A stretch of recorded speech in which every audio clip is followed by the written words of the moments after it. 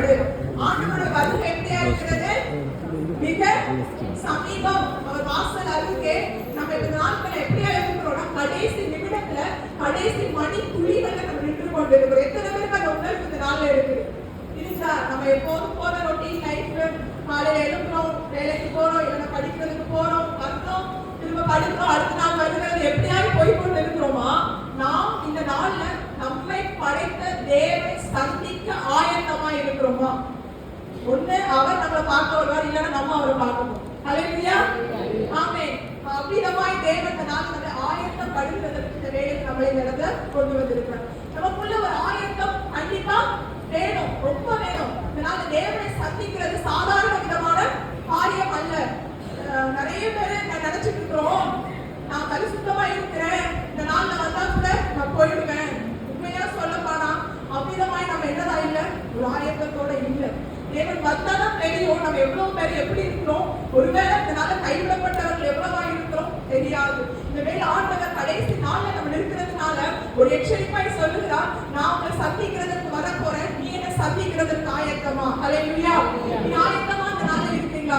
நம்ம இந்த நேரத்தை கூட எடுத்துக்கொள்ளலாம். யாத்திராகமத்தின் புஸ்தகம் 19ஆம் அதிகாரத்தின் 11வது வசனத்தை நாம் வாசிப்போம். 11வது வசனமும் 15வது வசனமும்.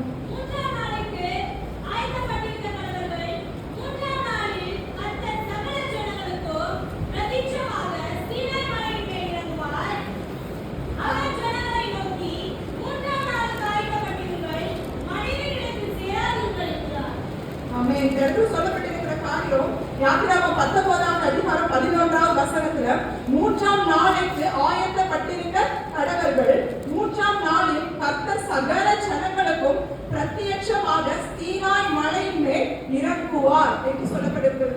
அந்த நாட்களில் எகிப்தில இஸ்ரவேல் ஜனங்கள் அடிமைத்தனத்தில இருந்து புறப்பட்டு எங்க வந்துச்சாங்க? இப்போ வனாந்தரத்துக்கு வந்துச்சாங்க. எதற்காக வந்தாங்கன்னா தேவனை ஆராதிக்கிறதற்கு வந்தாச்சு.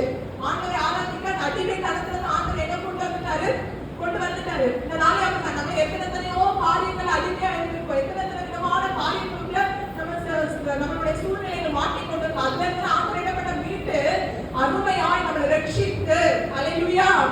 எத்தனையோ பேருக்கு அந்த வாக்கியம் இல்ல. இயேசுவை தெய்வமாய் கொண்டிருக்கிற சொற்ப ஜனங்களாய் இந்த நாட்கள் இந்திய தேசத்துல நாம் இருந்து கொண்டிருக்கிறோம். நமக்கு அருமையாய் கிடைத்த இந்த வாக்கியத்தின்படி ஆண்டவர் நம்மளை ரட்சித்து ஆண்டவர் என்ன பண்ணிட்டாரு? கொண்டு வந்துச்சாரு. அப்படிப்பட்ட சூழ்நிலையில தான் அவர்கள் வனாந்தரத்துல இருக்கிற வேளையில அவர்களை பார்த்து சொல்றார் ஆண்டவர், நான் உங்களை சந்திக்கும்படியாய் வரப்போறேன். இதற்காக உங்களை சந்திக்கும்படியாய், உங்களிடம் பிரத்யட்சமாய் வெளிப்படும்படியாய் நான் வரப்போகிறேன் அப்படின்னு அந்த இடத்துல சொல்லும் போது, ஆண்டவர் வரும்போது சும்மா அவரை பார்க்க முடியாது. ஆண்டவர் மோசேயை பார்த்து சொல்லுகிறார், நீ அந்த ஜனங்களை நான் 3ஆம் நாள்ல நான் சந்திக்க வரப்போறேன். அந்த 3 நாட்களும் ஜனங்களை என்ன பண்ணு, அதற்காக பரிசுத்தப்படுத்து, அதற்காக என்ன பண்ண, ஆயத்தப்படுத்து.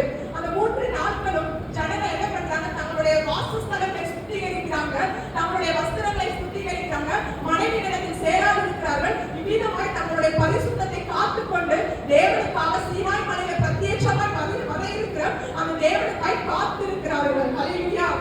நாளை நம்ம ஒரு விசையாய் அவ்விதமாய் காத்திருக்கலாம். தேவனுக்காக நாம் நிறைய நேரங்கள்ல ஏதோ ஒரு காரியங்களை நேரங்கள் ஆண்டவர்களை செலவிட்டு ஒருவேளை தேவனுடைய வருகைக்காய் நாம் காத்திருக்கலாம். ஆனா இந்த ஜனங்கள் அவ்விதமாக தான் காத்திருந்தாங்க. காத்திருந்த அந்த வேலையில ஆண்டவர் எதிர்பார்த்தது போலவே 3ஆம் நாள் விடியற் காலையில அந்த சீனாய் மலையில பிரத்யட்சமாய் இறங்கினார். அந்த மலை எவ்விதமாய் இருந்துச்சுன்னா ஒரு புகை காடாய் எரிந்தது. அந்த இடத்தை வாசிக்கும் போது அந்த மலை அதிர்ந்தது, எக்கால சத்தம் வர தொனித்தது, அந்த தொனிப்பின் சத்தம் அதிகரித்தது. ஆண்டவருடைய பிரசன்னம் இடத்துல இறங்கி கொண்டே இருந்தது. பிரத்யட்சமாய் மனுஷர்களுக்கு தெரிகிறது. அப்படியே இருக்கும் போது ஆண்டவர் இடத்துல இறங்கிட்டாரு. ஒரே ஒரு மனுஷன் தான் எங்க போனோம்? அந்த மலையில ஏறணும். யாரது? மோசே ஏறணும். ஏறிட்டாரு. மோசே மாத்திரம் இல்லை, ஜனங்கள் மலையை முடக்குவா செய்யக்கூடாது. அந்த மலைக்குள்ள கொஞ்சம் யோசித்து பாருங்க. ஏன் அந்த மோசேக்கு அந்த மலைக்குள்ள இருக்கிறதுக்கு அனுமதி கொடுத்த தேவன் இந்த ஜனங்களை அந்த மலையை கொள்றதுக்கு கூட அனுமதி கொடுக்கல. கொஞ்சம் யோசித்து பாருங்க. அந்த மலையில அவங்க கால் படுறதுக்கு கூட என்ன பண்ணல, அனுமதி கொடுக்கல. கொஞ்சம் யோசிச்சு பாருங்க. இந்த நாள்ல நம்ம எந்த ஸ்டேஜ்ல இருக்கோம்? 2 விதமான ஜன கூட்டத்துல இருக்கோம். மோசேயை போல இருந்தால் தேவனுடைய சமூகம் கிட்ட இருக்கும். இன்னொன்னு, தேவனோட தூரமா இருக்கிற நேரத்துல இஸ்ரவேல் ஜனங்களை போல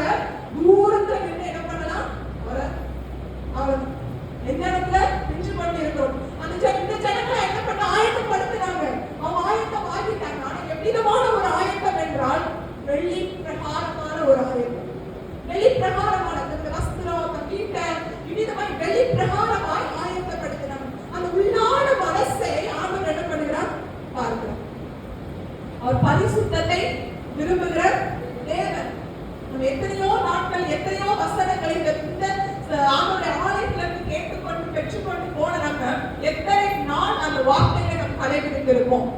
கொஞ்சம் யோசிச்சு பாருங்க. இந்த இடத்துல ஒரு முடிவோட போயிருப்போம். ஏசப்பா இந்த காரியத்தை இனிமே நான் செய்ய மாட்டேன், இனிமே அந்த காரியத்துக்குள்ள நான் பிரவேசிக்க மாட்டேன், இனிமே நீங்களும் நானும் அப்பா நீங்க எனக்கு வழிகாட்டுங்க, உங்க சத்தத்தை நான் கேட்டு அதுபடி நடக்கிறேன் அப்படின்னு ஒரு முடிவோட இடத்துல நீங்க கடந்து போயிடணும். ஆனா எத்தனை நாள் அதுல இருந்து நம்ம என்ன பண்ணிடும் தவறி போயிட்டு வந்த வேலையில அமிதமாக தான் இஸ்ரவேல் ஜனங்களுக்குள்ள தேவனுக்கும் அவர்களுக்கும் இடையே ஒரு பிரிவு, ஒரு கேப் இருந்தது. அவர்களால் திரும்பி என்ன பண்ண முடியல, சேர முடியல. அமிதமாக தான் மோசேயும் ஒரு நாள் இருந்தான். நான் அக்னிக்குள்ள பிரவேசிக்க முடியாம ஒரு பாதரட்சை கலச்சி போடு, நான் இருக்கிற இடம் பரிசுத்த பூமி அப்படின்னு சொல்லி மோசேயும் அதே சிச்சுவேஷன்ல இருந்தவன் தான் தேவனோடு நெருங்கி போக போக அவன் தேவன் அவனை பார்த்து ஒரு சாட்சி சொல்லுவாரு. இவன் என் வீட்டுல வெட்கம் உண்மை உள்ளவன். அது மாத்திரம் இல்ல, நான் அவனோட முகமுகமா பேசுறேன். ஒரு சிநேகிதன் பேசுறது போல நான் வந்து என்ன பண்ணிட்டு இருக்கேன், பேசிக்கொண்டு இருக்கிறேன். அந்த அனுபவத்துக்கு நேரம் போகும்போதுதான் அந்த மலையில நம்ம பிரவேசிக்க முடியும். தேவன் வரும்போது நம்ம அமிதமான ஒரு ஆயத்தத்தை என்ன பண்ணுகிறார், ஆண்டவர் எதிர்பார்க்கிறார். இன்னும் நம்ம கிறிஸ்தவர்களா இருந்து கொண்டு நிறைய பாவத்தோட வாழ்ந்து கொண்டிருந்தோம் அப்படின்னா தேவனை சந்திக்கிறதுக்கு இந்த நாள்ல நம்ம என்ன பண்ண என்னதான் இல்ல, ஆயத்தமா இல்லை. ஆண்டவர் இந்த வேலையில இந்த ஆதமும் திருச்சபையில இருக்கிற ஒவ்வொரு ஜனங்களும் முதல்ல என்ன பண்ணுங்க, நீங்க ஆயத்தப்படுங்க. அல்லேலூயா. ஆயத்தப்பட வேண்டும். ஏன் ஆயத்தப்பட வேண்டும்?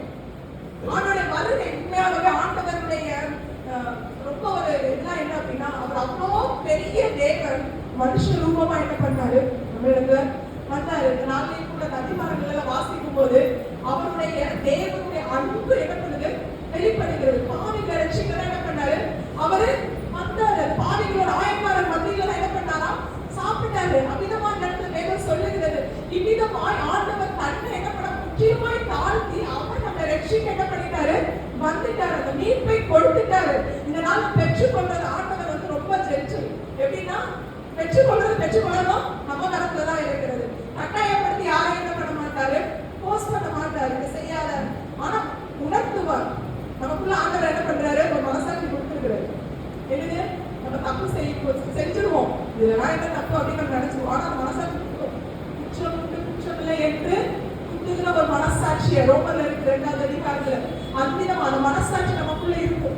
எல்லாருக்குமே இருக்கும்.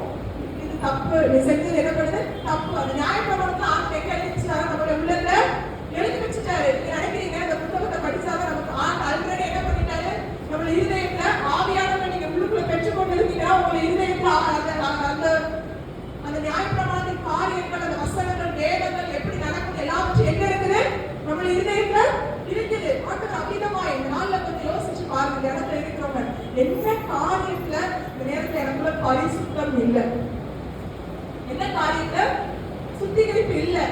தேவன் வரும்போது நான் அந்த நேரத்துக்கு போறதுக்கு என்னிடத்துல என்ன குறைவு இருக்கிறது, இந்த நேரத்துல அந்த காரியத்தை எண்ணி என்ன பண்ண வேண்டும், நம்மளை மாற்றிக்கொள்ள வேண்டும். அல்லேலூயா. அமிதமாய் எதிர்பார்க்கிறார். முதல்ல தேவன் அந்த ஜனங்கள் அந்த பேசுறது அந்த ஜனங்கள் என்ன சொன்னாங்க தெரியுமா, தேவன் எங்களோட பேசினால் நாங்கள் செத்து போவோம். மோசே நீரே எங்களோட பேசு. அந்த தேவன் எங்களோட பேச நாங்க செத்து போவோம். ஏனென்றால் அவர்களால் அந்த பிரசன்னத்தை என்ன பண்ண முடியல, தாங்குகிறதற்குரிய அந்த பலன் அவர்களுக்கு இல்ல. அதை தாங்குகிற ஒரே ஒரு காரியம் பரிசுத்தம் மாத்திரம் தான். அந்த பரிசுத்தம் இருந்தா மாத்திரம் தான் தேவனை தரிசிக்க முடியும், தேவனத்தை கிட்ட சேர முடியும். இந்த நேரத்திலே கூட உங்களை நீங்க என்ன பண்ணுங்க, இந்த நேரத்துல நான் வெளிப்படையாக நம்ம கேட்க போறது இல்லை. ஆண்டவர் இந்த நேரத்தில் உங்களோட கூட பேசுவார். என்ன காரியங்களை நீங்க தவறு செய்து கொண்டு இருக்கிறீங்க, உள்ளத்துக்கு என்ன காரியம் நான் உணர்த்தி கொண்டு தயவு செய்து என்ன பண்ணுங்க, அதற்கு கீழ்ப்படிங்க. மோஸ்ட்லி அந்த இடத்துல பார்க்கும்போது அடுத்ததாக 34வது அதிகாரத்தில் யாத்திரா 34ல அந்த 2வது வசனத்தை யாராவது வாசிக்கிறான்.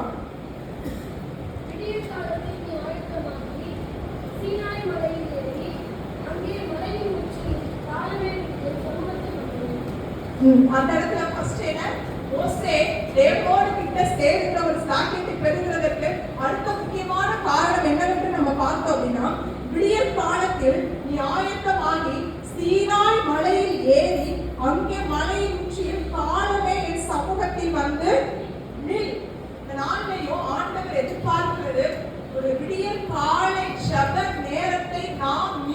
வேண்டும். அல்லேலூயா.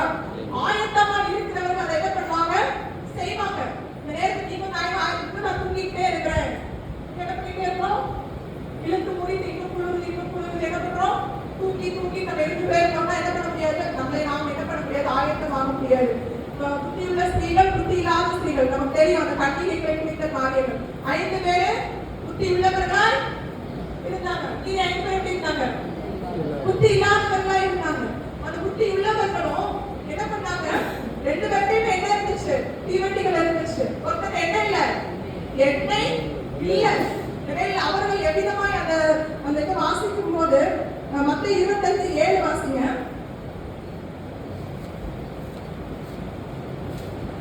அப்பொழுது அந்த கன்னிகைகள் எல்லாரும் எழுந்திருந்து தங்கள் தீவண்டிகளை ஆயத்தப்படுத்தினார்கள். அந்த புத்தியுள்ள கன்னிகைகள் தான் கடைசி நேரத்துல மணவாளன் வந்துவிட்டார் என்று சொல்லும் போது தங்களுக்கு இருந்த தீவண்டிய ஆயத்தப்படுத்தினாங்க. அவர்கள் அதை தூக்கிட்டு இருந்தாலும் சடனா ஆட்டம் வந்துச்சாரு அப்படிங்கும்போது டக்குன்னு என்ன பண்றாங்க? அந்த எண்ணெய் ஊத்தி அதை என்ன பண்றாங்க? தீவண்டியோட எழுப்பி நிற்கிறாங்க. இவங்களுக்கு எண்ணெய் இல்லாததுனால அந்த தீவண்டி எப்படி ஆயிடுச்சு? அணைச்சு போயிடுச்சு. என்ன பண்ண முடியல? அந்த தேவன் வரும்போது எங்க போயிட்டாங்க? கடையில போய் எண்ணெய் வாங்குறதுக்கு போயிட்டாங்க. என்னுடைய தீவண்டி இங்க எரிய வைக்க என்ன பண்ணணும்னு சொல்லி தேட போயிட்டாங்க. இந்த நாள்ல ஆண்டோட வருட சமீபமா இருக்கிறது. இப்படிங்கிறதுக்குள்ள ஆண்டவர் என்ன பண்ணுவாரு? வந்து நிற்பாரு. அப்ப ஒரு டக்குன்னு நம்ம என்ன பண்ணக்கூடாது? திரும்ப போய் நான் எண்ணெய் வாங்க போறேன்னு சொல்லி இந்த புத்தியில்லாத ஸ்திரீகள் போனது போல நம்ம போயிட்டு இருந்தோம் அப்படின்னா நம்ம பிரவேசிக்க முடியாது. இந்த நாளை ஆண்டவர் எதிர்பார்க்கிறார். எந்த நேரத்திலே என்ன பண்ணணும்? ஆயத்தமா இருக்கும். அதற்கு விடியற்காலின் ஜெபம் என்பது ரொம்ப முக்கியமானது. அதற்கு ஏன் அந்த ஜெபத்தை நான் பிரத்யேகமாய் சொல்லுறேன்? ஏன்னா அந்த நேரத்துல நம்மளுடைய மைண்ட் எப்படியா இருக்கணும்? ரொம்ப பாம்பா இருக்கும். எந்த விதமான டிஸ்டர்பன்சஸ் இருக்காது. நிறைய நேரங்கள் நினைக்கிறோம் நான் மற்ற நேரம் ஜெபிக்கிறத செய்யறேன் அப்படின்னு. கொஞ்சம் நீங்க முக்கியத்துவம் கொடுத்து இந்த ஜெப நேரம் நீங்க வந்தீங்கன்னா ஆண்டவர் உங்களோட அந்த நாளுக்குரிய காரியம் என்ன பண்ணுவார்? இயேசு கிறிஸ்து எவ்விதமாய் அதிகாலையில் இருக்கோட எழுந்து ஜெபிக்கும் போது அவர் என்ன பண்ண? தாமா எதுவுமே செய்யல. பிதா என்னென்னலாம் சொல்றாரோ என்ன பண்றாரோ அதனால அதே போலதான் நம்ம தேவ சமூகத்துல மோசே எப்படி விடியற்காலையில் எழுப்பி ஆண்டவருடைய சமூகத்துல காத்திருந்து அவர் நின்றாரோ அதே போல நீங்களும் நான் நிற்கும் போது அந்தந்த நாளுடைய காரியங்கள்ல தேவன் நம்மளோட என்ன பண்ண முடியும்? பேச முடியும். எப்படி பேசுவாரு? வார்த்தை நம்மளுக்கு ஞானம் கொடுத்தாரு. நேரம் பெற்ற பொக்கிஷம் இது. நேரத்தில் இதுல எத்தனை வாஞ்சையா இருக்கிறோம்? இந்த திருவசனமான கரங்களால பாலின் மேல வாஞ்சையா இருக்கு. நேரத்தில் பால் குடிக்கிற குழந்தைய போல என்ன பண்ணக்கூடாது? இருந்துட்டு இருக்கக்கூடாது. இந்த ஞானப்பால் இந்த இது வார்த்தை இருக்க ஆண்டவருக்கு என்ன பண்ண முடியும்? தேவ சத்தத்தை நம்மளால என்ன பண்ண முடியும்? கேட்க முடியும். ஏன் இடத்துல இந்த வார்த்தையில உட்காரும்போது கண்டிப்பா ஒவ்வொருத்தருக்கும் ஒரு அதிகாரம் தான் வாசிக்கிறோம்னா நீங்க ஒரு அதிகாரம் வாசிப்பீங்க, அதே அதிகாரம் நான் வாசித்தா என்கிட்ட அவங்க வேற மாதிரி பேசுவாரு. அதே உங்ககிட்ட உங்களுடைய ஏற்றது போல உங்க சூழ்நிலைக்கு ஏற்றது போல அந்த இடத்துல வார்த்தைகளை கொடுக்கிறதுக்கு தேவன் பல்லத்தினுடையவரா இருக்கிற இந்த நாளையும் நம்ம என்ன பண்ணக்கூடாது? அதிகாலையில மண்ணா எப்ப வந்துச்சு? மண்ணா எப்ப வந்துச்சு? அதிகாலை மண்ணா வாங்க கொடுத்தாருல்ல இஸ்ரவேல் ஜனங்களுக்கு. எப்போ? எந்த நேரத்துல? காலையில. விடியற் காலையில வெயில் நேர மண்ணா உருகி நம்ம என்ன பண்றோம்? எல்லாரும் வெயிலாம் வந்ததுக்கு அப்புறம் என்ன பண்றோம்? வயிற்றுல தூக்குறோம். மண்ணா என்ன போயிடுச்சு? காணாம எப்படி எடுக்க முடியும்? முத்து எப்படி எடுக்க முடியும்? இந்த வேதத்துல இருக்கிற வார்த்தை எப்படி நம்ம எடுக்க முடியும்? வேதத்துல தேவ சமூகத்துல ஆண்டவரை எதிர்பார்ப்போம். உங்களுக்கு அபிதமாய் ஆயத்தமாயிரு. நான் உங்களோட பேச ஆயத்தமா இருக்கிறேன். பிரத்யட்சமா உங்களுக்கு வெளிப்பட ஆயத்தமா இருக்கிறேன். நீங்க ஆயத்தமா இருக்கிறீங்களா? அல்லேலூயா. வேதவசனம் அதிகாலை ஜெப நேரம் உங்களுக்கு இருக்க தேவனோடு இருக்கிற உறவாடுகள் இருக்க ஆண்டவருக்காய் நீங்க என்ன பண்ணிட்டு இருக்கீங்க? ஆயத்தமாகிக் கொண்டே இருக்கிறீங்க. அல்லேலூயா. ஆண்டவர் அபிதமான ஒரு ஆயத்தத்தை இந்த நாள்ல உங்களுக்காக எனக்காக ஆண்டவர் பரலோகத்துல யோவான் 14வது அதிகாரம் 1-3 எடுத்தோம் அப்படின்னா யோவான் 14:1-3. அல்லேலூயா.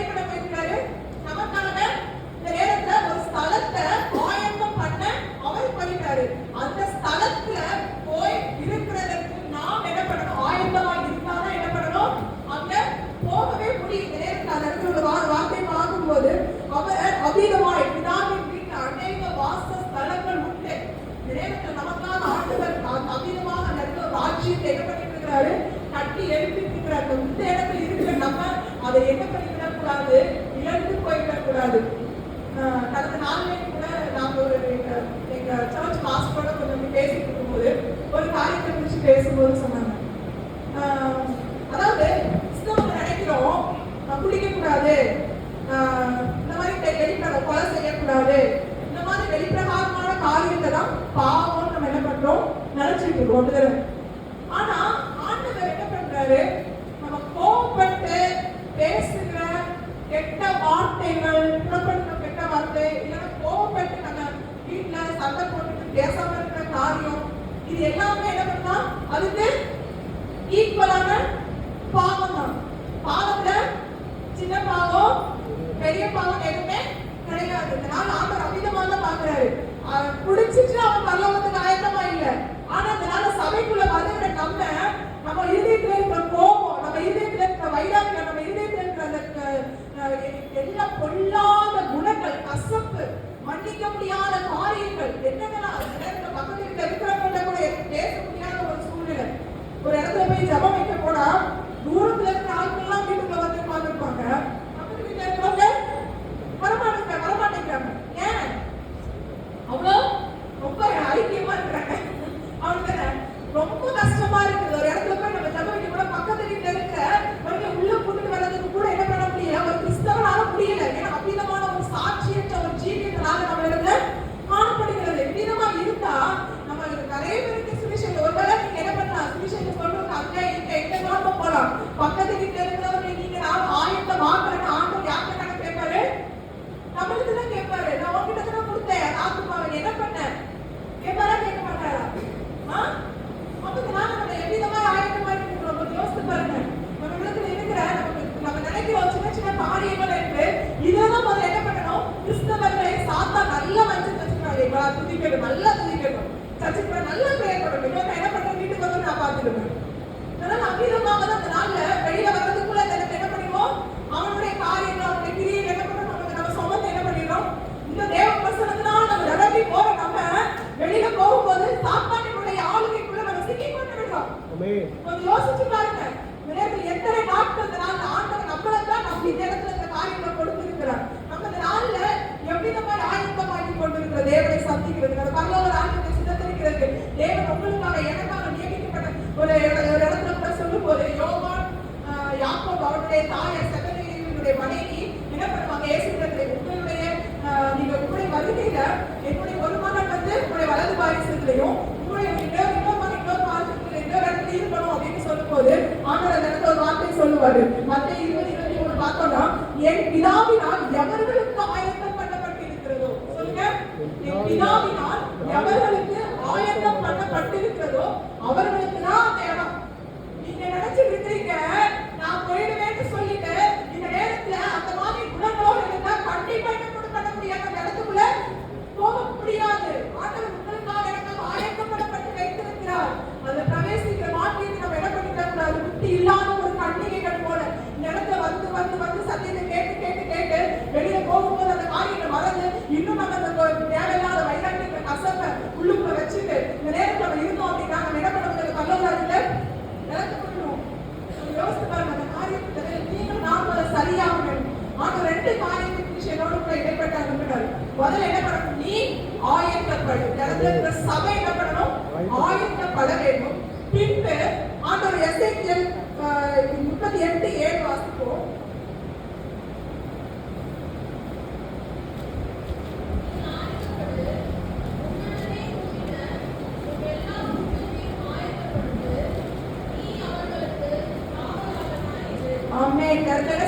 நீ ஆயத்தப்படு. இன்னொரு நேரமா சொன்னது என்ன காரியம், நம்ம ஆயத்தப்படுகிற முதற்குரியதான காரியம். நம்ம ஆயத்தப்பட்டாதான் என்ன பண்ண முடியும், உன்னுடனே கூடின எல்லா கூட்டத்தையும் ஆயத்தப்படுத்த முடியும். இந்த நேரத்துல நான் ஆயத்தப்பட்டாதான் என்னோட இருக்கிற உங்களுக்கு வேற ஸ்தலத்துக்கு போகலாம், இல்லைன்னா நீங்க படிக்கிற இடங்களுக்கு நீங்க போகலாம். என்ன காரியங்கள் ஆண்டவர் வைத்து ஒரு வீட்டுல கூட நம்ம இருக்கலாம். எந்த இடத்துல நான் ஆயத்தப்பட்டுட்டு என்னை சுற்றி இருக்கிறவங்க, நான் அனுதினமும் பார்க்கிறவங்க, அவங்க என்ன பண்ணணும், ஆயத்தப்படுத்த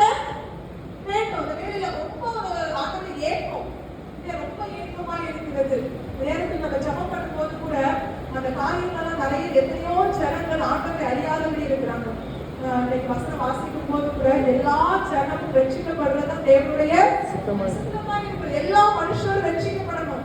ஆண்டவர் இவன் தான் வரணும் அவன் தான் வரணும் இல்ல, ஆண்டவருடைய விருப்பம். ஆண்டவரை தாமதிக்கிறார் என்று அநேகர் எண்ணுகிறபடி அவர் வாக்குத்தத்தத்தின்படி தாமதமாகிறார்கள். எல்லாம் வரணும் சொல்லிதான் என்ன பண்றாரு அவர் நாள் வருகையை தாமதித்துக் கொண்டிருக்கிறார். இதனால் இந்திய ஜனம் இந்த தேசம் எவ்விதமாய் போய் கொண்டிருக்கு. இந்த நாள் இரவு என்ன பண்ண போறாங்க தெரியுமா? சிவர் ராத்திரின்னு சொல்லிடுறோம். என்ன பண்ண போறாங்க? உட்கார போறாங்க. ரொம்ப வேதனை. எவ்விதமா உட்கார போறாங்க தெரியுமா? உபவாசத்தோட அவங்களுடைய இரவு நேரத்துல உபவாசத்தோட என்ன பண்ண போறாங்க? அவங்களுக்கு ஆசீர்வாதம் கொடுப்பாங்க. ஒரு வேர்டு சொல்லப்பட்டிருந்துச்சு. அவங்க என்ன பண்ணுமா அந்த அந்த காரியத்துல அவங்க தரிசிக்க எதற்கு அந்த காரியம் தரிசிக்க அவங்களை நாங்க அழைக்கிறோம் அப்படின்னு ஒரு இன்விடேஷன். தரிசிக்க கொஞ்சம் யோசிச்சு பாருங்க. இந்த நாள்ல இரவு கூட்டம் வச்சா எத்தனை பேர் பகலுக்கு ஐயா சொன்னது போல எவ்வளவோ குடும்பங்கள் இருக்காங்க. கொஞ்சம் பேர் தான் வருவாங்க. இரவு கூட்டமா அதை விட எப்படி வரீங்களோ தெரியும். ஆனா கோடிக்கணக்கான ஜனங்கள் கோவிலாக என்ன பண்ண போறாங்க? இந்த நாள் இரவு என்ன பண்ண போறாங்க? அவன் சாத்தானவன் அவனுடைய ராஜ்யத்தை பூமியில் நாட்கள் அதிகமா நிலைநாட்டிக் கொண்டிருக்கிறான். அவன் பயங்கரமா ஆயத்தப்பட்டு இருக்கான். எதுக்கு தெரியுமா? ஒரு கூட்டத்தை நல்லா அழகா வச்சு பாதுகாக்கணும்னு சொல்லியா? இல்லைங்க, அவன் ஒரு கூட்டத்தை நரகத்துக்கு கொண்டு போறது, நரகத்துக்கு தள்ளுறதுக்கு அபாயத்தம் ஆயிடுச்சு. ஆனா இந்த நாள்ல இந்த இடத்துல இருக்கிற நம்ம அதை அழிந்து போயிட்டு அந்த ஆத்துமாக்களுடைய பாரமே இல்லாம நம்ம இந்த நாள் எப்படி இருந்து கொண்டு இருக்கு? நல்ல சமமா நம்ம இருந்து கொண்டு ஆண்டவருடைய பாரத்தை தெரியுமா? நிறைய நேரங்கள்ல கடந்த நாள்ல ஒரு பெரிய ஊழியர் சொல்லும் போது ஆண்டவருடைய முகத்தை தரிசிக்கும் போது அவருடைய முகத்துல தண்ணீர் வடிகளை என்ன பண்றாங்க? அவ்விதமாய் தேவனுடைய ஏக்கம் ஆத்துமாக்களை குறித்த ஒரு மகன் யார் போவோம்? யாரும் காரியமாய் போவோம்? ஏசாயா தீர்க்கதரிசியை பார்த்து ஆண்டவர் கேட்டார், யாரும் காரியமாய் போவோம்?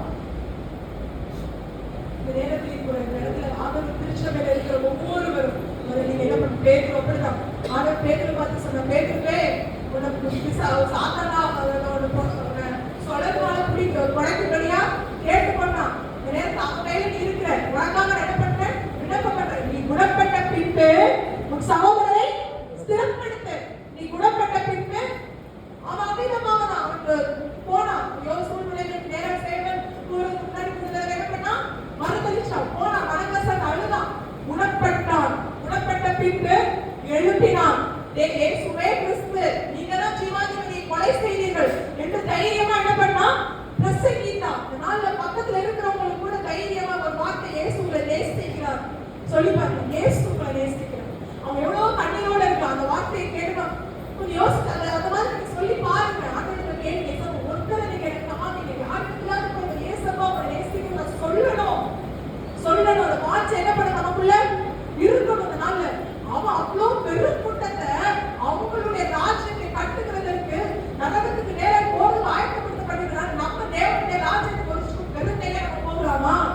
ஒருவேளை நான் பெர்ஃபெக்ட், நான் போயிடுவேன், ஆனா பெருந்தையே போகலாமா? யோசித்து பாருங்க. அவனுடைய சமூகத்தை ஒரு கூட்டத்தை ஆதாயப்படுத்தி ஆத்துமாக்களை திறக்கிறாய் கொண்டு போக வேண்டியது. இந்த பகுதியில் இருக்கிற ஒரு கூட்டம் அழித்து போற ஆத்துமாக்களை சந்தித்து அவர்களை ரட்சிப்பின் வழியில நடத்துகிற ஒரு பெரிய பொறுப்பு இந்த இடத்துல இருக்கிற மக்களுக்கு இருக்கிறது. அந்த உணர்வு இல்லாம ஐயோ எனக்கு இந்த பிரச்சனை இருக்கு, அந்த பிரச்சனை இருக்கு, அந்த காரியம் யாருக்குதான் பிரச்சனை இல்லை?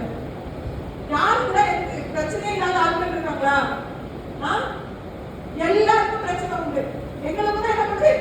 அந்த பிரச்சனையின் மத்தியிலையும் தேவனுக்காக நின்று பாருங்க. அந்த பிரச்சனையின் மத்தியில அந்த பிரச்சனையோட போயிட்டு ஏசமோட நேசிக்கிறாரு அப்படியே சொல்லி பாருங்க. அந்த வார்த்தை, அந்த விதை அமிதமாய் அழகா கிரியேஸ். ஹல்லேலூயா. அமிதமாய் தினமும் நீங்க என்ன பண்ணுங்க? பிரயாசப்படுங்க. நீங்க தான் ஆயத்தம் பண்ணணும். ஜனங்களை ஆயத்தப்படுத்துகிற வேலையை ஆண்டவர் உங்க கரத்துல கொடுத்திருக்கிறார். எவ்விதமாக நம்ம ஆயத்தப்படுத்தலாம்? ஆத்துமாக்களுக்கு திறப்பில நின்று ஜெபிக்கிறது. அடுத்த காரியம், மோசே ஒரு வனமா பழுத்துள்ள ஜனங்களாகி இஸ்ரவேல் ஜனங்கள் மத்தியில் மத்தியில என்ன பண்ணாரு இருக்கிறார். அப்படிதானே? எப்படிதான் அந்த இஸ்ரவேல் ஜனங்கள் ஒரு பெரிய கன்றுக்குட்டியை பார்ப்பித்தார்கள். பார்ப்பித்து இவன் தெய்வம் அப்படின்னு சொல்லி எல்லா ஜனங்களும் அதுக்கு முன்னாடி ஆடி பாடி கொண்டாடி அவங்க நல்ல ஆனந்தமா இருக்கிற நேரத்துல மேல காட்ட சொல்லிட்டாரு, அந்த நீ எகிப்து தேசத்துக்கு அழைத்து கொண்டு வந்த உள் ஜனங்களை அப்படின்னு சொல்லி அது வரைக்கும் என் ஜனங்கள் சொன்னவரு அது சொல்லிட்டாரு. அவங்க அந்த பாவத்தை செஞ்சோம் உள் ஜனங்கள். கொஞ்சம் யோசித்து பாருங்க அந்த நேரத்தை எப்படி இருக்கணும். உள் ஜனங்கள் நம்ம எடுத்துடக்கூடாது. அல்லேலூயா. அப்படின்னு ஆண்டவர் நேரத்தை பார்த்தோம்னா மோசே ரொம்ப அந்த வேர்ட்ஸ் அழகா சொல்லப்பட்டிருக்கும். அப்படின்னுமாய் அவன் அந்த ஜனங்க ஆண்டவரையா சொல்லும் போது அவன் என்ன பண்றான், திறப்புல நிற்கிறான். ஆண்டவரே நீ தனியா போ, நான் உன்னை பெரிய ஜாலியா இருக்கிறேன், நான் ஒன்னும் ஜாலியா இருக்கிறேன், நீ இவங்களுக்கு தள்ளி போயிடுவேன், நான் ஒரே நிமிஷத்துல என்ன பண்ணிடுறேன், அழிச்சு போட்டுறேன், ஒரே நிமிஷத்துல அழிச்சு போட்டுறேன். இவனுக்கு ஒரு நாள் நினைச்சிருக்கலாம்ல, சரி நம்மளதான் ஆண்டவர் காப்பாத்திட்டாரு, இவங்களுக்கு எவ்வளவுதான் சொன்னாலும் இந்த ஜனங்கள் கேட்கணும். நிறைய நேரத்துல குடும்ப பார்த்துட்டாரு, கர்த்தர் எங்க கொல்லதுமா கொண்டு வந்துருக்காரு, எங்க சாப்பாடு இல்லாம கொண்டு வந்து எவ்வளவோ என்ன பண்ணுங்க மோசே கேட்டாரு. அப்போ இதுக்கு மேல சரி இந்த ஜனங்கள் ஆண்டவர் பார்த்துக்கிட்ட விட்டுக்கிட்ட எனக்கு தெரியாது, இதனால அப்படிதான் இருக்கும். இந்த ஜனங்கள் நம்ம எவ்வளவுதான் சில நேரத்துல நிறைய நேரத்துல சுவிசேஷம் சொல்லுவோம், சுவிசேஷத்தை சொல்லுவோம், இப்பெல்லாம் சொன்னாலும் இந்த ஜனங்கள் மாற மாட்டேங்கிறாங்க, இன்னும் ஆண்டவர்கிட்ட விட்டுருவோம். இதெல்லாம் அவரை எந்த நாள் பார்த்துட்டு போறோம், நம்ம சொல்லிட்டோங்க. நிறைய அமிதமா ஒரு நிமிஷம் நம்ம இருந்து கொண்டு மோசைக்கு அந்த காரியத்துல ஆண்டவர் அப்படியா சொல்லும் போது, ஆண்டவரே நீங்க அழைத்து கொண்டு இந்த ஜனங்களை இப்ப அழிஞ்சு போனாருன்னா எல்லா இடமும் பார்த்து மகிமையும் பார்த்தாங்கல்ல, பார்வோட எகிப்துல பார்த்தாங்கல்ல, எல்லா இடத்துல அந்த மகிமை என்ன ஆகும் ஆண்டவரே யோசித்து பாருங்க, என்ன ஆகும்ப்பா இந்த ஜனங்கள் அப்படிதான் அழிச்சாரு. திறப்பில நின்று என்ன பண்ணினான், செபித்தான். திறப்பில நின்று செபித்தான். அவன் ஆயத்தமானது மாத்திரம் இல்ல, அந்த ஜனங்களை ஆயத்தப்படுத்துகிறான், திறப்பில நின்றான். அல்லேலூயா. நானும் நீங்களும் நான் ஆயத்தமாகிட்டு அழிந்து போற ஆத்துமாக்களை குறித்த அந்த பாவத்தோட அந்த கோடிக்கணக்கான ஜனங்கள் இரவு நேரத்தில் நான் நடந்துட்டு அந்த அதை ஆராய்ச்சி போறாங்க. இந்த இரவு நீங்க செடிங்க, தயவு செய்து செடிங்க. ஏன்னா ஜபங்கள் பத்தாதுங்க, ஜபங்கள் ஏன்னா ஆண்டவரை வெளிப்படுத்த வசதி ஆண்டவரைய அந்த ஜப கலசம் நினைச்சாதான் ஆண்டவரால இறங்கி என்ன பண்ண முடியும், கிரியை செய்ய முடியும். நினைக்கிறோம் யாரும் வந்து ஜெபிச்சுட்டு போறாங்க, நமக்கு நம்ம குடும்பத்துக்காக ஜெபிக்கிறதுக்கே நேரம் இல்லை, நாங்க மற்றவங்க எப்படி நான் ஜெபிக்க முடியும்? இல்ல, இந்த நேரத்துல நீங்க என்னதான் பிரச்சனை இருந்தாலும் மற்றவங்க ஜெபித்து பாருங்க. யோபு அவன் இருந்த அந்த நிந்த, அவனுக்கு இருந்த அந்த பெரும் பாடு, அவன் எல்லாத்தையும் இழந்த அந்த சூழ்நிலையில தான் அவனை நிந்தித்த, அவன் அவமானப்படுத்தின அந்த சிநேகிதனுக்காக அவன் ஜெபித்தா, அவனுடைய ஜெபத்தை கேட்டு அவன் என்ன பண்ணாரா, யோபுவினுடைய சிறையிருப்பை மாற்றினார். யோசிச்சு பாருங்க. நீ நினைக்கிறீங்க அந்த சூழ்நிலை மாறினா நான் போய் ஜபத்துல கலந்துக்கிறேன், ஒருவேளை திறந்து உபவாச ஜபமோ இவன் வர்ற நாட்கள் அநேக ஜபங்கள் நடந்து நடக்கணும். அல்லேலூயா. இந்த ஆத்துமாக்கள் போதாது, இந்த திறப்புகளை ஆண்டவர் திறந்து ஆத்துமாக்களை கொண்டு வரணும். அது யாருடைய கருத்துல இருக்கு, உங்களுடைய திறப்புல நின்று ஜெபிக்கிற ஜபம் தான் அந்த நேரத்துல ரொம்ப முக்கியம். நீங்க ஜெபிக்கும் போது இந்த பட்டணத்துக்காக இந்த பகுதிக்காக என்னென்ன பாவம் நடந்து இருக்குது அதற்காக நீ உத்தரவாதம் எடுத்து நீ ஜெபிக்கும் போது அந்த ஆத்துமாக்களை ஆண்ட விசாசி பிடிக்கிற அந்த ஆத்துமாக்கள் தவிர்க்கப்பட்டு இந்த இடத்துல கொண்டு வர தேவன் வல்லமையுடையவரா இருக்கிறார். நேரத்தை அவங்க வரமாட்டேங்கிறாங்க, ஆனா அந்த அளவுக்கு ஆண்டவர் அந்த ஜபத்தை எதிர்பார்க்கிறாங்க. தேசத்தை அழிக்காதபடிக்கு சுவரை அழைக்கவும் திறப்புல நிற்கவும் ஒருவரை தேடினும். கொஞ்சம் யோசித்து பாருங்க, ஒரு மனுஷன் கூட எல்லாமே இருந்திருப்பாரு. இல்லையா அந்த காலத்துல இலக்கியம் இல்லையா, எவ்வளவோ ஜனங்கள் இருந்தாங்க. ஆனா ஆண்டவர் ஒருவரை தேடினேன் என்று சொல்லி ஆண்டவர் என்ன சொல்றாருன்னா, ஆண்டவர் எதிர்பார்க்கிற அந்த லெவலுக்கு ஒரு ஜபம் தேவை. ஆண்டவர் எதிர்பார்க்கிற இடத்துல இந்த வாலிபர்களே கொஞ்சம் யோசிங்க. இந்த நேரத்துல உங்களுடைய ஜபம் ரொம்ப முக்கியம், ரொம்ப முக்கியம். வாலிபர்கள் ஒவ்வொருவருக்கு நேரத்தை திறப்புல அதிகமா இல்லைங்க. ஆண்டவருடைய சமூகத்தை ஆண்டவர் பாருங்க, அழிந்து போயிட்டு உங்களுடைய வாலிப சமுதாயம் சீரழிந்து கொண்டு இருக்கிறது. அதற்காக திறப்புல நில்லுங்க. அல்லேலூயா. ஆண்டவர் ஏக்கம் ஒரு பாவம். இந்த வார்த்தை உண்மையா நான் எனக்கு ரொம்ப வேதனையா இருந்துச்சு. ஆண்டவர் போ கடை ஆயத்தப்படுத்து, ஆயத்தப்படுத்து, இப்ப ஆயத்தப்படுத்து.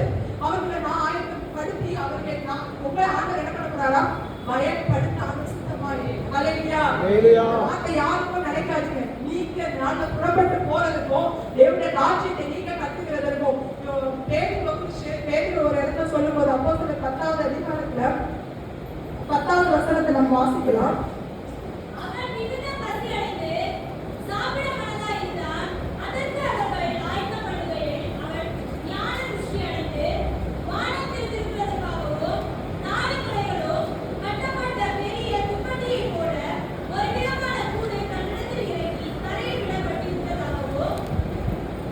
போறோம் அதை பார்த்தோம்னா அதாவது பேதுருக்கு என்ன ஆயிடுச்சா மிகுந்த பசி உண்டாயிடுச்சு. பேதுருக்கு பசி. அங்க என்ன ஆயத்தம் பண்ணிட்டு இருக்காங்கன்னா சாப்பாடு என்ன பண்ணிட்டு இருக்காங்க, ஆயத்தம் ஆயிட்டு இருக்காங்க. அவனுக்காக ஆயத்தம் பண்ணிட்டு சாப்பாடு. அவனுக்கு என்னன்னா நம்ம என்ன பண்ணணும், சாப்பிடணும். அந்த நேரத்துல தான் என்ன பண்றாரு, அவர் ஜெபிக்கிறதுக்கு தேடிக்கிட்ட ஏறாரு. ஏறி ஜெபிக்கிறதுக்கு அவர் ரெடி ஆயிட்டு இருக்காரு. அவருக்கு பயங்கர பசி. எப்படின்னா அவர் ஜபத்துல இருக்காரு, ஆனால் அவருக்கு என்னது சரீரத்துல பசி, சாப்பிடணும்னு ஒரு ஏக்கம். ஆனா ஆண்டவர் என்ன பண்றாரா, ஒரு தரிசனத்துல ஒரு துப்படி அப்படியே இறக்கி அதுல எல்லா மிருக ஜீவன் மூணு பிராணி எல்லாத்தையும் காமிச்சு இதை பண்ண அடித்து புசி அப்படின்னு. அவனுக்கு என்னன்னா ஆண்டவர் எப்படி அடிக்குது, அருவருப்பானது இதை எப்படி புசிப்பேன் அப்படின்னு சொல்லி என்ன பண்ணாரு, 3 தடவை தரிசனம் ஆண்டவர் காட்டிட்டாரு. 3வது தடவை அந்த துப்படி எடுத்து வானத்துக்கு எடுத்துக் கொள்ளப்பட்டது என்று சொல்லப்படுகிறது. ஆண்டவர் அதுக்கப்புறம் பாத்தீங்கன்னா பக்கத்து அந்த கொர்நேலியு வீட்டுல இருந்து ஒரு மனுஷன் வந்து பேதுரு எங்க அப்படின்னு சொல்லி பேதுருவை தேடுறான். அந்த கொர்நேலியு யாருன்னா புறச்சாதியா, யாரு புறச்சாதி. அவன் ஆனா தேவனுக்கு பயந்தவன் என்று சொல்லப்பட்டிருக்கு புறச்சாதி. அப்ப அந்த குடும்பத்துக்கு சுவிசேஷத்தை கொண்டு போறதுக்கு ஆண்டவர் இந்த தரிசனத்தை காட்டும். அவனுக்கு இருந்தது சரீர பசி, ஆனா ஆண்டவர் இருக்கிறது என்ன தெரியுமா, ஆத்ம பசி. இந்த நேரத்துல அந்த ஆத்ம பசி இந்த நேரத்துல உங்களுக்கு என்ன பண்ணணும் வேண்டும். ஆண்டவர் கேளுங்க, அந்த ஆத்ம வாரம், அந்த ஆத்மாவை குறிச்சு ஒரு வாரம் ஒரு தாகம், இந்த நேரத்துல அந்த ஆத்ம பசி ஆண்டவருக்கு கொஞ்சம் யோசித்து பாருங்க. அந்த இடத்துல அவன் அந்த நினைக்கலாம், அவன் அதெல்லாம் அருவருப்பு அப்படின்னு நினைக்கலாம். அவர்களெல்லாம் எப்படி சுவிசேஷத்தை சொல்றது அப்படின்னா அவர்களுக்கு யூதர்கள் மட்டும்தான் இயேசு கிறிஸ்துவை பிரசங்கித்து கொண்டு இருந்தாங்க அந்த நாட்கள்ல.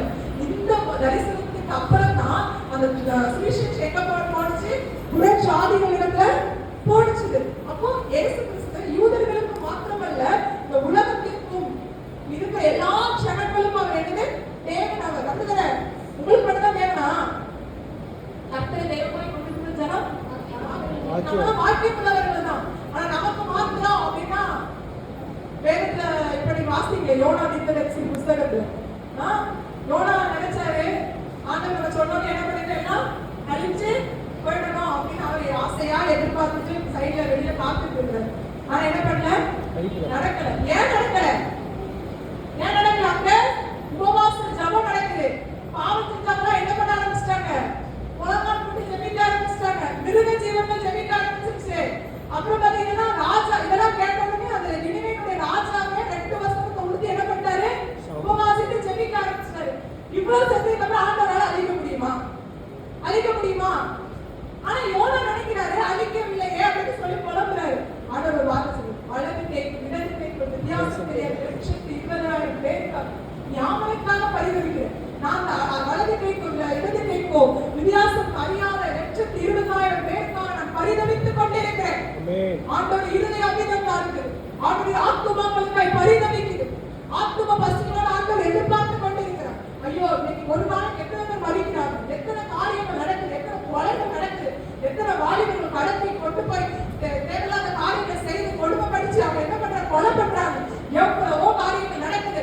இந்த இடத்துல பாத்தீங்கன்னா அந்த பட்டணத்தாருடைய சபம் அந்த இடத்துல இருந்து அந்த ஜனங்களை காப்பாற்றினது. ஆண்டவர் எதிர்பார்க்கிறார் உங்களுடைய சபம் இந்த இடம் அழிக்கப்படாமல் காக்கப்படும். ஹல்லேலூயா. அமிதமாய் ஆயத்தமாகுங்க. ஆண்டவர் அமிதமாய் உங்களை ஆயத்தப்படுத்த நினைக்கிறார். திறப்பில் நின்று அடுத்ததாய் ஆண்டவர் எதிர்பார்க்கிற காரியம், ஹல்லேலூயா, அந்த எதிர்பார்க்கிற காரியம் லூக்கா 1வது அதிகாரம் 76-77 வசனத்தை வாசிக்கலாம்.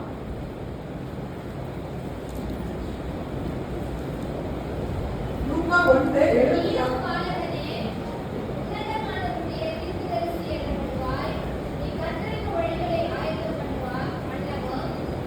தேவனுடைய சுத்தமான இரக்கத்தினாலே அவருடைய ஜனத்துக்கு பாவமன்னிப்பு அல்லேலூயா. யாரை குறித்து சொல்லப்பட்டது என்றால் இந்த இடத்துல என்ன சொல்லப்பட்டது? நீயோ பாலகனை உன்னதமானவனை தீர்க்கதரிசி எண்ணப்படுவாய், நீ கர்த்தருக்கு வழிகளை ஆயத்தம் பண்ணவும்.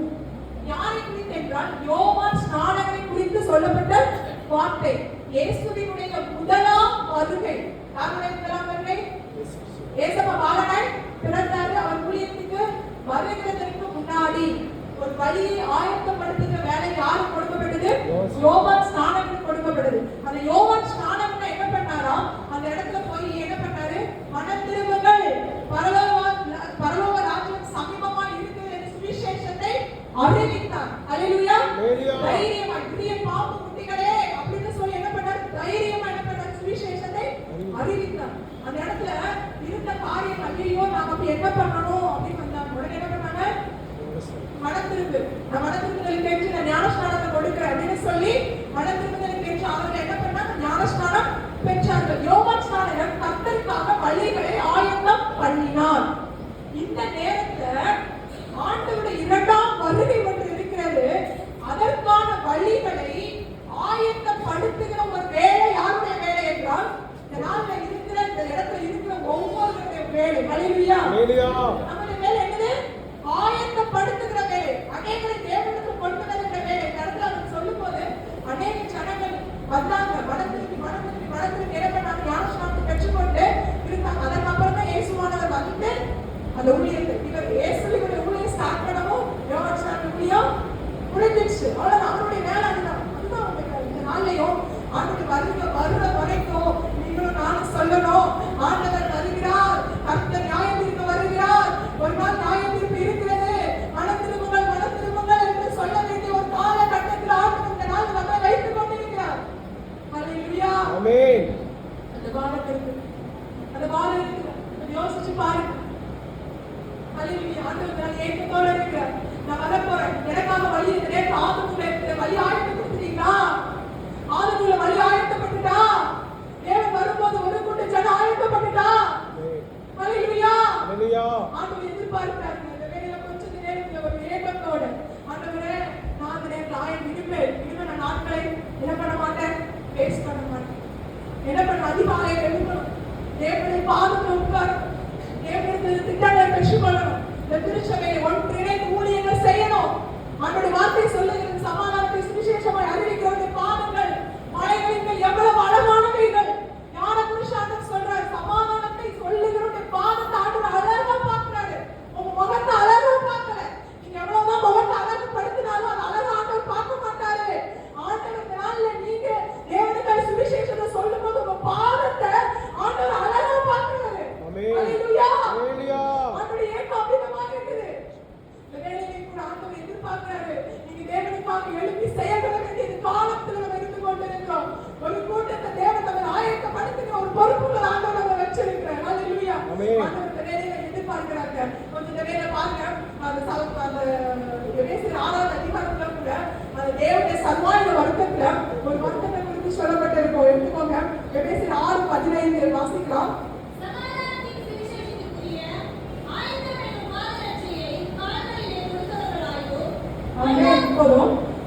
சமாதானத்தின் சுவிசேஷத்திற்குரிய ஆயத்தம் என்னும் பாதரட்சையை கால்களில் கொடுத்தவர்கள். கால்கள்ல ஆயத்தமா நம்ம இருக்கணும், ரெடியா இருக்கணும். ஏன்னா பாதரட்சை எப்ப கொடுப்பாங்க? செருப்பு எப்ப போடுவீங்க? வெளியே போகும். வீட்டுக்கு எப்ப செருப்பு கொடுப்பீங்களா? இல்ல, வீட்டு வெளியில எங்கேயோ போறோம், ரெடியா இருக்கணும். ரெடி எப்பொழுதுமே நீங்களும் நானும் சுவிசேஷம் சொல்றதுக்கு ரெடியா இருக்கணும். ஐயோ இன்னைக்கு நானே இந்த கோவப்பட்டு வீட்டுல இருந்து கிளம்பி வந்திருக்கேன், நான் எப்படி மத்தவங்களுக்கு சொல்லணும்? அதான் செய்ய வீட்டுக்கு வரும். யோசிங்க, அந்த வீட்டுக்கு வரமா வராதா? ஐயா நானே இன்னைக்கு வீட்டுல சண்டை போட்டுட்டு வெளியில வந்திருக்கேன், நான் எப்படி சுவிசேஷத்தை சொல்ல முடியும்? ஆண்டவர் நேரத்தில் நீங்க முதல்ல ஆயத்தப்படுங்க, பரிசுத்தமாகுங்க. ஒவ்வொரு நாளும் தேவனுடைய சமூகத்துல உங்களை ஆயத்தப்படுத்திட்டே இருக்குது. என்ன நேரம் கிடைச்சாலும் ரெடியா இருக்கணும் சுவிசேஷத்தை சொல்லுங்க. அல்லேலூயா. ஆண்டவர் எதிர்பார்க்கிறார். நேரத்தில் சமாதானத்தின் சுவிசேஷத்திற்குரிய ஆயத்தம் என்கிற ஒரு பாதரட்சையை கொடுத்தவர்களாய் நீங்களும் நானும் புறப்பட வேண்டியது அவசியமாக இருக்கிறது. அல்லேலூயா. மத்தேயு 24:14 வசனம் சொல்லப்படுகிறது. மத்தேயு 24:14